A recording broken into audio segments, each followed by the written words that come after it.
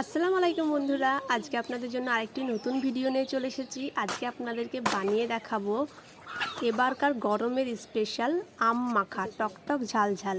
হ্যাঁ বন্ধুরা, সেই কারণে পুকুর পাড়ে চলে এসেছি আম মাখা করব বলে। তো প্রথমেই পুকুরের জল দিয়ে কলা পাতাটাকে খুব ভালোভাবে পরিষ্কার করে ধুয়ে নিচ্ছি। আর পুকুর পাড়ে আম মাখা খাওয়ার অনুভূতিটা তো একদমই আলাদা, সেই কারণে আপনাদের জন্য আরও পুকুর পাড়ে এসেছি ভিডিওটা বানানোর জন্য। তো আমার কলা পাতাটা ধোয়া একদমই কমপ্লিট। এখানে ধুয়ে নিচ্ছি এবার আমগুলো। হ্যাঁ, আজকের মেন উপকরণ গাছের টাটকা আম। আর নিয়ে নিয়েছি সঙ্গে কাঁচামরিচ, একটু ম্যাজিকের মতো এগুলোকে কেটে পরিষ্কার করে নিলাম। তারপরে জল দিয়ে ভালো করে শিলনোড়াটাকে ধুয়ে নিচ্ছি, কারণ এখানেই তো হবে আমাদের আম মাখা। তো প্রথমেই নিয়ে নিলাম আমি কাঁচামরিচ, আর নিয়ে নেব পরিমাণ মতো লবণ আর কাঁচামরিচ আপনারা আপনাদের পরিমাণ মতো ব্যবহার করবেন।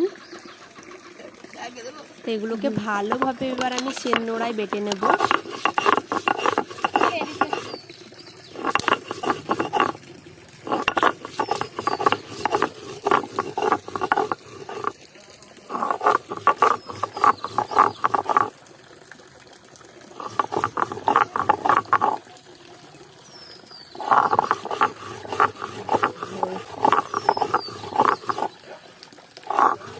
লবণ আর কাঁচামরিচ আমার বাটা হয়ে এসেছে। এবার আমি নিয়ে নেব থেতো করার জন্য আমগুলো। এবার আমগুলোকে খুব ভালোভাবে থেতো করে নেব।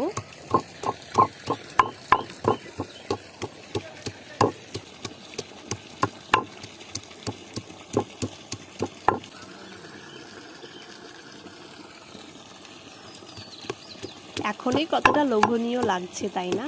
মনে হচ্ছে যেন এখনই খেয়ে নিই, বাট সেটা তো করব না, আপনাদের জন্য ভিডিওর শেষে খাবো।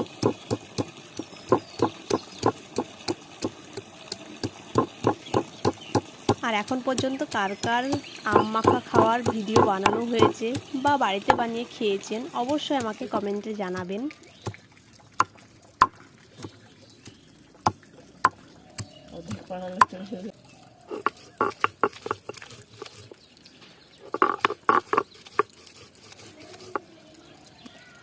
আর পুকুর পাড়ে আম মাখাটা বানাতে তো দারুণ লাগছে।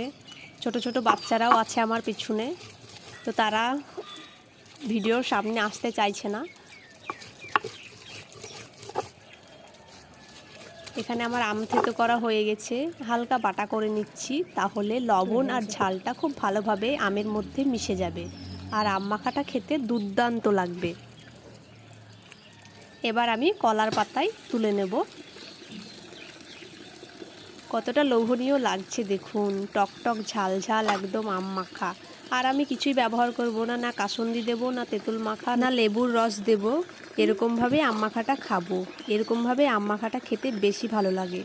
এবার আমরা টেস্ট করছি, খেতে দারুণ হয়েছে। এখানে দিয়েছি আমার একটি ছোট্ট বোনকে খেতে, তো তার রিয়াকশনটা দেখুন।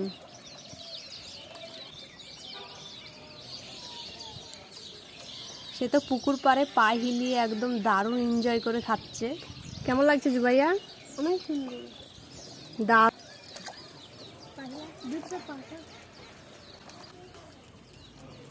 জাস্ট ভিউটা দেখুন কতটা সুন্দর লাগছে। ও তো খুব এনজয় করছে। পাহিলা